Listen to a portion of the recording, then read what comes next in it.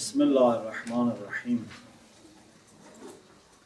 لا حول ولا قوة إلا بالله العلي العظيم الحمد لله رب العالمين وصلى الله على سيدنا ونبينا أبي القاسم المصطفى محمد اللهم صل على محمد وآله الطيبين الطاهرين اللهم كن لوليك الحجة ابن الحسن صلواتك عليه وعلى آبائه في هذه الساعة وفي كل ساعة وليا وحافظا وقائدا وناصرا ودليلا وعينا حتى تسكنه أرضك طوعا وتمتعه فيها طويلا. I am very grateful to Allah subhanahu wa ta'ala for giving us the blessing of starting the 6th semester of Hawza Ilmiya of England. So alhamdulillah, we have had successful 5 successful semesters so far, and inshallah this one is going to be more successful inshallah with the blessing of Allah and your dua and efforts inshallah. It's a great honor that we have Hawza here. Just the fact that such an institution exists brings lots of positive energy, light to our community. And I don't think so far we have ever had a Hawza in the West with this scale. The students, number, teachers, and courses, I don't think has ever reached this level in the past. But this just adds to our responsibility. And we have to make sure that Allah will not take away this blessing from us. Inshallah. I start with a hadith about knowledge and then some points about our studies. There is a hadith from Rasulullah sallallahu alaihi wasallam about a conversation between Musa and Khiḍr, Prophet Khiḍr. This is in Munyatul Murid, in the chapter about the necessity of sincerity. في لزوم الإخلاص. The seeker of knowledge must be sincere before anything else. First, be sincere, then we discuss other things. If there is no sincerity, no point in discussing other things. عن النبي صلى الله عليه وآله وسلم أن موسى عليه السلام لقي الخضر. Musa alayhi salam met Prophet Khidr. You know the story based on the Quran also. Maybe he met him more than once. So in one of their meetings, there was this conversation. Musa alayhi salam asked Khidr to give him advice. Imagine today if we were able to invite Khidr alayhi salam to Hawza and ask him for advice. We would be very excited to see what advice Khidr is going to give us. Alhamdulillah, with the work of our ulama, we have this advice here. فقال الخضر يا طالب العلم. When Khidr is talking to Musa alayhi salam, says يا طالب العلم, O seeker of knowledge. This shows how important it is to be a talib. إن القائلة أقل ملالة من المستمع. One of the things that you have to know, inshallah, in future, you are becoming alim, you are giving lectures, you are, teaching. You should always remember that the one who speaks is less likely to get bored than the one who listens. The one who speaks physically may get more tired, but mentally would be less tiring for the one who speaks. Those who listen, because they cannot do anything, they cannot move, they cannot talk, so they can get bored. Unless you are a very good speaker that can keep attention of people, always, at high. فَلَا تُمِلَّ جُلَسَاءَكَ إِذَا حَدَّثْتَهُمْ. So don't make the people who are sitting with you, your friends, your students, your classmates, when you have mubahisa, discussion, don't make them bored. وَعْلَمْ. The second point is أَنَّ قَلْبَكَ وِعَاءٌ. Your heart is a container. فَانْظُرْ مَاذَا تَحْشُو بِهِ وِعَاءَكَ. It's not that your heart is unlimited in capacity. There is a limit. So you have to be careful.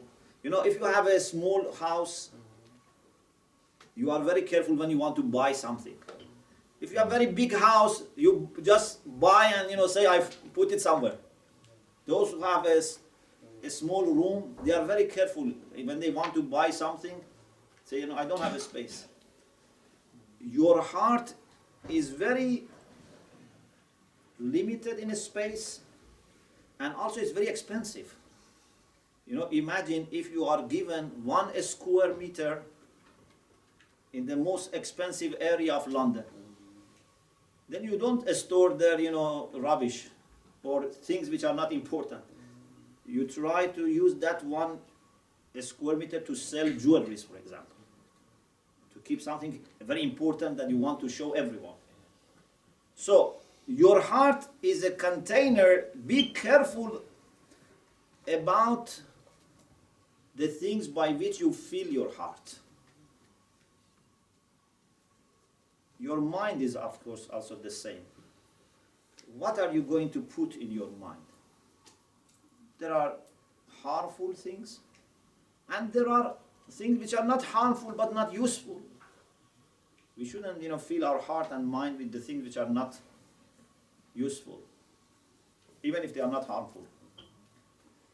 The third point, وَعْرِفِ الدُّنْيَا وَانْبِذْهَا وَرَاءَكَ. Try to understand dunya and then throw it aside. Put it behind you. What is dunya? First you have to know dunya, because many people think dunya is only money. Or dunya is money and, for example, fame. Dunya can be very diverse. There are many different branches of dunya and attraction of dunya. Sometimes even dunya can come into our religious life, into our studies. Anything which is not purely for Allah can be dunya. So Khidr says, no dunya, وَانْبِذْهَا وَرَاءَكَ. Why? فَإِنَّهَا لَيْسَتْ لَكَ بِدَارٍ. Because dunya is not your place of staying, your permanent place. Your real residence is not dunya. Dunya is a place for transition.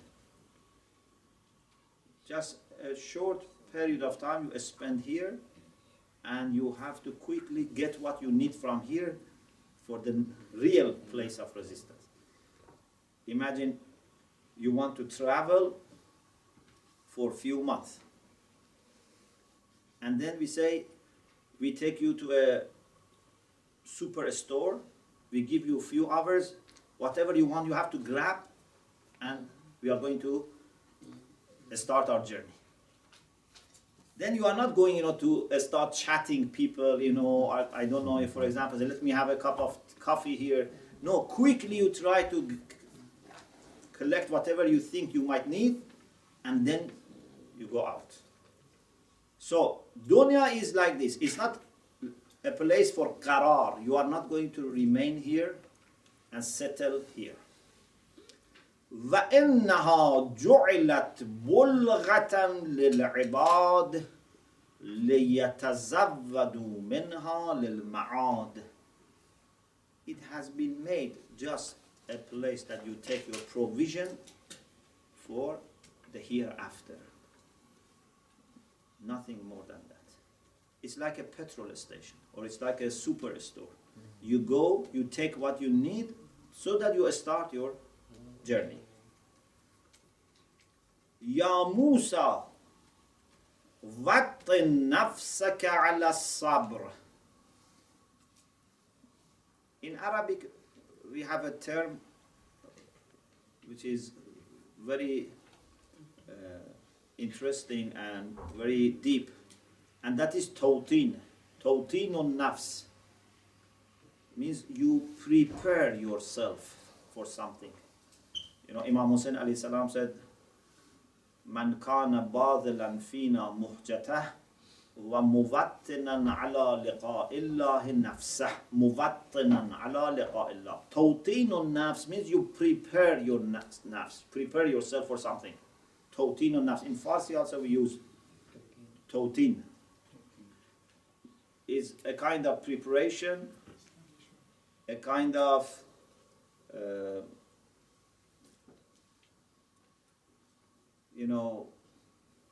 work that you do through reflection, so that you fully understand something and welcome something. It's not something that is, strange for you. Something is that you expect. Musa, you must make yourself prepared for patience. A seeker of knowledge has to be patient. If you are not going to be prepared for patience, you cannot carry on. The day you come to Hose, you have to prepare yourself for patience. I think this is for teachers, for students, for admin. Everyone here has to be patient in different ways. There is nothing valuable that you can achieve without patience. Yeah? If you want to be successful, you need to be patient. Lots of difficulties can come on our way that can make any person who is not prepared for patience to give up and say, I don't want to. You have busy life, you have to work and make your, life, you have to earn money, you have maybe children, you have brothers and sisters, you have lots of things to do. Sometime in London, transport takes a long time. In winter gets dark very soon. The weather is cold. All problems can be there. If you are not patient, then you cannot continue. Or if you are not patient with your studies, taking notes, mubahisa, exam preparation, again, you cannot continue. But if you are patient, then you can overcome all obstacles. And I can assure you that our ulama studied in much, much more difficult conditions than us. Alhamdulillah, we don't have, to struggle for studying. They had to struggle. Sometimes they didn't have anything to eat. Sometimes they didn't have even money to buy, some oil to use for light. Sometimes they had to stay in very cold places. sometimes the rooms were very damp. So still they managed to study. You know, if you imagine, for example, Sahib Jawahir Rahmatullah Alayh, that he has compiled 43 volumes on fiqh. And many ulama say if a person can understand fully one page of Jawahir, he's a mujtahid. If you can understand one page fully, you are a mujtahid. Okay? This is such important book. It's not, just, like composition. 43 volumes of Jawahir in Najaf, without even maybe a fan, let alone, air conditioning, without assistance, without computer. How is it possible? It's only with determination. It's only with patience. They are so determined and so focused, they cannot even understand that it's hot or not. When is the time of lunch or dinner? They didn't understand. They were just, and this is why many of our ulama started having sometimes illnesses. Because they were not looking after sometimes, their food. Not because they were careless. They were like, lovers, like ashiq. So when you are a lover, you don't understand, just you are enjoying reading and reading. So then after some time you see, oh, your stomach is now ill. But the main reason was their love for learning. So we have to be patient. Ya Musa, wattan nafsaka ala sabr talqal hulum. Then you would meet your intellect, and through that your expectations, your dreams become reality. You become mature, and then you meet your expectations. وَأَشْعِرْ قَلْبَكَ التَّقْوَى تَنَلِ الْعِلْمِ. أَشْعِرْ قَلْبَكَ التَّقْوَى. Let taqwa touch your heart. Taqwa on the skin, on the surface of our body is not enough. Taqwa has to reach the heart. The heart has to be muttaqi and pious. If you have taqwa in your heart, you reach knowledge. Sometimes, we wonder why, people who are very intelligent, they don't become good scholars. People who are maybe less intelligent, they become good scholars. Or people who are equal, one of them becomes a scholar, one of them doesn't become a scholar. There are many factors, many factors. It's not just intelligence, it's not just the work you do. One of the factors is taqwa. When someone is pious, then Allah subhanahu wa ta'ala would let knowledge, which is one of the most valuable things in the world, to reach this person, if it's a real knowledge. وَرُضْ نَفْسَكَ عَلَى الصَّبْرِ. Rudh from riyadha. Radha yarudhu riyadhatan. Means to train. Riyadha means to train. Today in Arabic for a sport they say riyadha. Yeah. Amir al-Mu'mineen alayhi salam said, "Ha hiya nafsi arudhuha bit-taqwa." I train my nafs to be prepared for taqwa. So Khidr said to Musa alayhi salam again about patience, that you have to train yourself about patience. You have to be patient. تخلص من الإثم. If you train yourself to be patient, then you can avoid committing sins. The reason why people commit sins is because they don't have sabr. You know, sabr has three branches. الصبر على الطاعة, الصبر عن المعصية, الصبر على المصيبة. Patience with respect to doing your wajibat, patience with respect to refraining from haram, and patience with respect to suffering, calamities. Anyway, a person who is patient is in full control of his emotions, is in full control of his decisions, and would not do anything or would not say anything, would not go any place unless he has a reason for it. A good reason for it. Then, Ya Musa تفرغ للعلم إن كنت تريده. This is very important.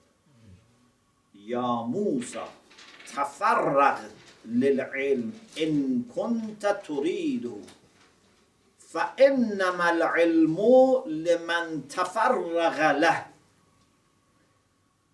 O Musa, if you really want knowledge, make your time free for learning. Try to reduce your other activities and engagements, because knowledge needs time and productive time. Of course, it's good to use any time which is available. Sometimes you are waiting, for example, in a surgery, half an hour. Sometimes, I don't know, for example, you are in the train, on the bus, you have time. It's good to use all these times. Sometimes you are driving, you can listen to something. All these times are good. But if you really want to become a scholar, your most productive time must be given to learning.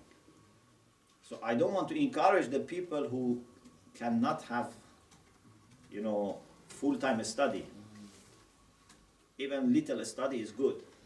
But if you are able to plan, even gradually, so that inshallah you would have more and more time for learning and study, that's better. Because if you want to be a very good scholar, then you have to give the best of your time to a study. So, this is not me telling you, this is Khidr saying Musa. Okay? Ya Musa tafarragh lil-ilm. Try to be focused on your study. Try to free your time for a study. In kunta turidu, if you want knowledge. فَإِنَّمَا الْعِلْمُ لِمَنْ تَفَرَّغَ لَهُ. Inshallah, Allah gives us this tawfiq. If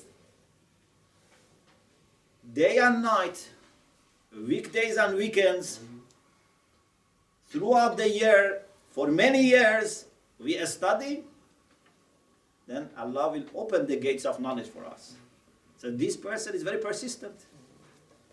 He's not giving up. So let him get into the world of scholars.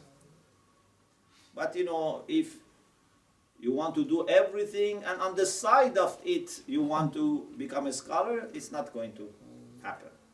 Again, I don't want to discourage part-time studies, but I'm saying this should be your, inshallah, aim. And then he talks about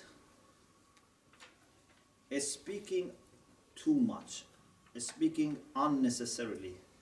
This is not good for a seeker of knowledge.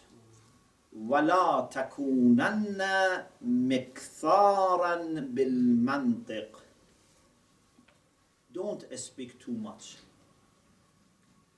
Because when you speak too much, many problems happen.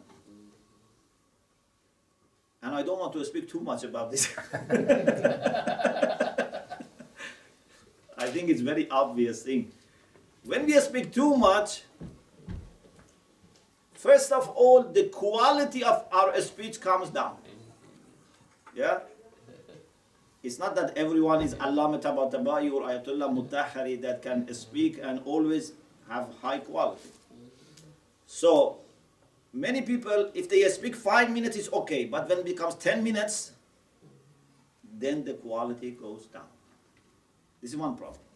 The second problem is that when we speak, sometimes unknowingly, we get into the areas which are not our expertise. You know? For example, you want to talk about fiqh, then you speak too much, then it gets into philosophy, for example. It gets into irfan. That's maybe not your area. You have to be careful. Sometimes it gets into haram, ghaiba, you know, or for example, insulting other people, underestimating other speakers, scholars. And the minimum that speaking too much can do with us is that it consumes our energy. Because not only physically speaking tires you, it also affects your brain. Whenever you say something, when you are speaking and even after you speak, your brain is busy with what you have said. Even you don't notice. Anything that we put in the mind of people, we are also putting in our own mind. So if we are poisoning other people's mind, we are also poisoning our own mind and heart. If we are wasting their time, we are also wasting our time and energy. So it's very good to speak very little, when necessary, when you have something useful, when people are benefiting, then you can speak. Otherwise, Khiḍr alayhi salam says, don't speak too much. And there are many other things that, inshallah, if you are interested, you can follow yourself and find this hadith. I want to just make a few points as a reminder for myself and, inshallah, maybe for you. Again, I think we need to always remind ourselves of the value of gratefulness, shukr. The key for success in dunya and akhirah is shukr. If you want people of dunya love you, be grateful. If you want the people of akhirah love you, be grateful. No one loves people who are not grateful. No one. But when you are grateful, everyone would love you. So, if you want to be given more tawfiq for studying, you have to be grateful.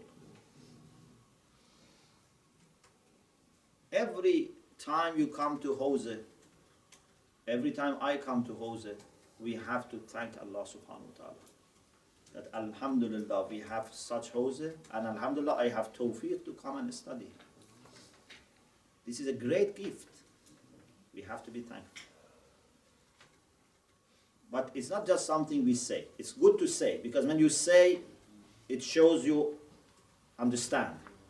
But it has to be put into action.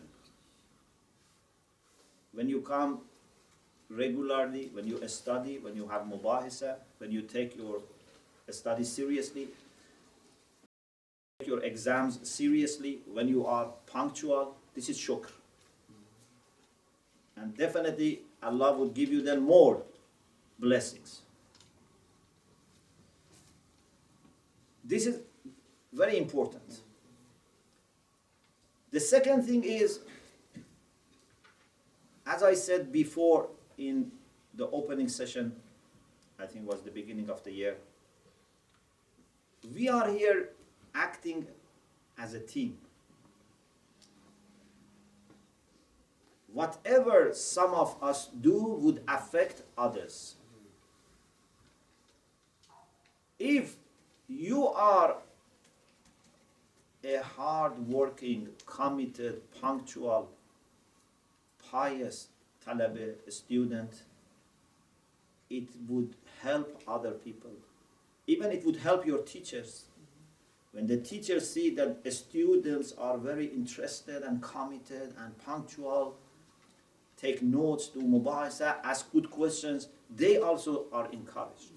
Other students are encouraged. The news spreads, other people want to join this institution. So your success is not only your success leads to success of the whole institution. But if you don't succeed, not only you have wasted your life, but you also make other people less likely to succeed. Because the momentum will go away. You know, when you are surrounded by people who are, na'uzu billah, lazy or careless, you also may get like them. Because it spreads. Good habits and bad habits spread. They are epidemic. They spread. Inshallah, only good spreads here. Inshallah. So, you have to always have in your intention two things. One is, I want to learn to please Allah, to get closer to Allah through my learning. The other thing is that I want to help other people to succeed. I want to facilitate studies of other people. I want to encourage other people. This person who works in the office in the Hose, why they work in the office in the Hose, our admin, that we have to be grateful to them, our teachers, our staff. They don't work for just for the sake of work or for making some earning. They all work with deep sense of responsibility that they want to serve seekers of knowledge. They give their life, their energy, their heart to this work. If me and you appreciate, then they feel that their life has been used properly. Otherwise, they will also lose their interest and say, we can, do something more important. Students, teachers, everyone gets energy from your seriousness in a study. The other thing is that, inshallah, when you learn properly, you can pass on this knowledge to other people. Alhamdulillah, in our tradition, we always have learning and sharing together. It's not that, for 10 years, 20 years, you just learn and then you start sharing. Whatever you learn, you practice yourself and also share it with other people. But whatever you learn, not what you don't learn. You don't want to share your confusion with other people. Yes? But whatever you learn, even if you learn one hadith, share it with someone. Today we heard the hadith of Musa and Khiḍr. When you go home, share it with someone. Tomorrow, share it with some people.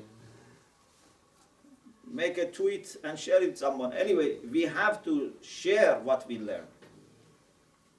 But inshallah, a time would come that you would be scholars, you would be teachers, you would be speakers, and then you can share with thousands of people. You can teach thousands of people, Muslims, non-Muslims. So it's not only for your personal development, it's also, inshallah, a way for spreading the true message of Allah subhanahu wa ta'ala, message of light, message of love and mercy. Inshallah, our Sheikh Mirza and our sister Nabila, sister Safiuddin, and for pre-Hose, inshallah, sister Nazira, brother Mahdi, all, inshallah, will spend time with you to help you in your studies and inshallah in your spirituality. And inshallah, we try also ourselves to be more, inshallah, available. And also, inshallah, we try to make regulations more clearly, inshallah, explained about presence, absence, this type of things. But to be honest, I feel embarrassed to talk to a student in Jose about this type of rules. So I asked Sheikh Musa to talk about this type of things. Because I think anyone who comes here, I shouldn't tell him, please, be present, if you are absent more than, I don't know, this number, you will be not permitted to attend the exam, this type of things. But it seems we have no choice. We have to explain these things. But my hope is that, inshallah, these things only would be just formality. I'm sure that, inshallah, all of you would struggle not to miss even one lesson, inshallah. But, of course, we have to remind ourselves about this issue and remind tawasaw bil haqq wa tawasaw bis sabr, inshallah. So, I don't want to take more of your time. We have, alhamdulillah, some refreshments also made ready for us. Inshallah, you will help yourself. At the end, I want to also request you to pray for us, your teachers and the staff in the houses, so that we also can do, inshallah, our responsibilities better in the way that would be helping you more and pleasing to Allah subhanahu wa ta'ala. If you have suggestions for Akhlaq class this semester, you have some certain topics, you can share with me. Otherwise, I will continue with things that I have in mind. But I am very open if you have any suggestion that what we should discuss. Let us just end with some du'as, and with your sincere hearts, inshallah, we hope our du'as would be accepted by Allah subhanahu wa ta'ala. O Allah, from bottom of our heart, we are very grateful to you for all your blessings, for all your bounties, those that we know and those we still have not been able to know. We are 100% sure that we are surrounded always by your blessings. We are covered by your blessings. So please accept our gratitude to you and accept our admission and confession that we are not able to be thankful enough as a sign of gratitude to you. Please enable us to use our time, our talents, our health, our skills, our money, our memory, our body and mind and soul only for you. Please give us the blessing of being sincere and true servants of you. Please enable us to follow the bright path that our ulama, our great scholars in the course of history have opened to us. Please resurrect our great ulama with Muhammad and Al Muhammad, and enable us also to stand on the day of judgment behind our great ulama and be able to say that we have followed their path. Please send your rahmah, your maghfirah, your blessings to any person that has taught us something useful. Our parents, our teachers, our scholars, our marajah, please bless them all and let them be with Muhammad and Al Muhammad. Please give us health, please give us tawfiq, so that inshallah we can carry on with our studies with the least of the problems. Please enable us to work together as a united team and as a group of mu'mineen that whose hearts and minds are so united that shaitan would not be able to find even little space to penetrate in us. Please make our studies blessed. Put your barakah in our studies so that even little study becomes so blessed that inshallah would open a very wide inshallah path in front of us. Please enable us to implement what we learn, practice what we learn, share what we learn, and become ourselves true example of what we learn, inshallah. Please help all people in the world who seek truth and knowledge in their pursuit of knowledge, and enable us to help them. Enable us to share with them what you have given us. And please, inshallah, make every day of our activities in the Hawza better than the previous day.